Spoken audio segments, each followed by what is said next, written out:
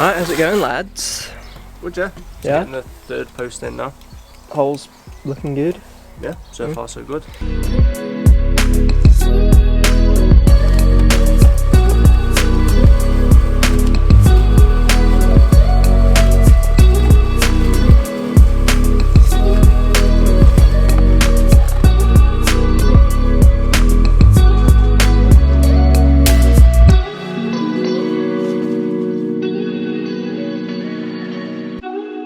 Alright people, so we got all the posts in.